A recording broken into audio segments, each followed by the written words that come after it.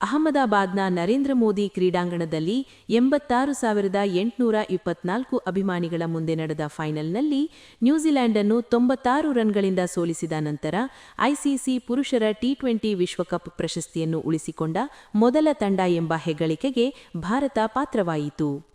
ನಾಯಕ ಸೂರ್ಯಕುಮಾರ್ ಯಾದವ್ ಈಗ ಟ್ರೋಫಿಯನ್ನು ಜುಲೈ 2024ರಲ್ಲಿ ಅಧಿಕಾರ ವಹಿಸಿಕೊಂಡ ನಂತರ ಒಂದೇ ಸರಣಿಯನ್ನು ಕಳೆದುಕೊಳ್ಳದ ನಂತರ ಪುರುಷರ ಕ್ರಿಕೆಟ್ ವಿಶ್ವಕಪ್ ಪ್ರಶಸ್ತಿಗೆ ತಂಡವನ್ನು ಮುನ್ನಡೆಸಿದ 4ನೆಯ ಭಾರತೀಯರಾಗಿದ್ದಾರೆ. ಇದು ಚಿಕ್ಕ ಸ್ವರೂಪದಲ್ಲಿ ಭಾರತದ ಪ್ರಾಬಲ್ಯವನ್ನು ಎತ್ತಿ ತೋರಿಸುವ ಗಮನಾರ್ಹ ದಾಖಲೆಯಾಗಿದೆ. ಬೃಹತ್ ಗೆಲುವಿನ ಹೊರತಾಗಿಯೂ ಪುರುಷರ ಟಿ20 ವಿಶ್ವಕಪ್ ಪಂದ್ಯದಲ್ಲಿ ನ್ಯೂಜಿಲೆಂಡನ್ನು ಹಿಂದೆಂದೂ ಸೋಲಿಸಲಿಲ್ಲ ಮತ್ತು ಅವರ ಕೊನೆಯ 2 ವೈಟ್ ಬಾಲ್ ಸೋಲುಗಳ ನಂತರ ಅಹಮದಾಬಾದ್ನಲ್ಲಿ ಜಯಗಳಿಸಿತು. ಸಂಜು ಸ್ಯಾಮ್ಸನ್ 46 ಎಸೆತಗಳಲ್ಲಿ 89 ರನ್ ಗಳಿಸಿ 5 ಬೌಂಡರಿ ಮತ್ತು 8 ಸಿಕ್ಸರ್ಗಳೊಂದಿಗೆ ಭಾರತದ ಚಾರ್ಜನ್ನು ಬೃಹತ್ 255/5 ಅನ್ನು ಪೋಸ್ಟ್ ಮಾಡಲು ಕಾರಣವಾಯಿತು. ಪಂದ್ಯಾವಳಿಯ 2ನೇ ಅತಿ ಹೆಚ್ಚು ಮೊತ್ತ ಮತ್ತು ವಿಶ್ವಕಪ್ನಲ್ಲಿ ತಂಡವು ಅತಿ ಹೆಚ್ಚು ಪೋಸ್ಟ್ ಮಾಡಿತು. ಅವರ ಬೌಲರ್ಗಳು ಪವರ್ ಪ್ಲೇ ಒಳಗೆ ನ್ಯೂಜಿಲೆಂಡನ್ನು ಸಮಗ್ರ ವಿಜಯವನ್ನು ಮೊಹರಿಸಲು ಸಂದರ್ಶಕರು 19 ಓವರ್ಗಳಲ್ಲಿ 159 ರನ್ಗಳಿಗೆ ಆಲ್ಔಟ್ ಆದರು.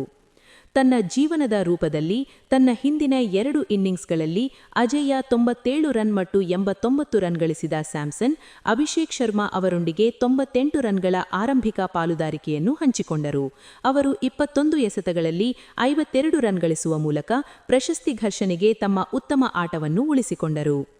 ಇಶಾನ್ ಕಿಶನ್ 25 ಎಸೆತಗಳಲ್ಲಿ 54 ರನ್ ಗಳಿಸಿ ಹತ್ಯಾಕಾಂಡವನ್ನು ವಿಸ್ತರಿಸಿದರು. ಜೇಮ್ಸ್ ನೀಶಮ್ ಒಂದೇ ಓವರ್ನಲ್ಲಿ 3 ವಿಕೆಟ್ಗಳೊಂದಿಗೆ ಭಾರತದ ಆವೇಗವನ್ನು ಸಂಕ್ಷಿಪ್ತವಾಗಿ ಪರೀಕ್ಷಿಸಿದರು. ಶಿವಂ ದುಬೆ 8 ಎಸೆತಗಳಲ್ಲಿ ಅಜೇಯ 26 ರನ್ ಗಳಿಸಿ ಸ್ಥಳೀಯ ಆಟಗಾರರಾದ ಜಸ್ಪ್ರೀತ್ ಬುಮ್ರಾ ಮತ್ತು ಅಕ್ಷರ್ ಪಟೇಲ್ ನಂತರ ನ್ಯೂಜಿಲೆಂಡ್ನ ಅಗ್ರ ಕ್ರಮಾಂಕವನ್ನು ಧ್ವಂಸಗೊಳಿಸಿದರು.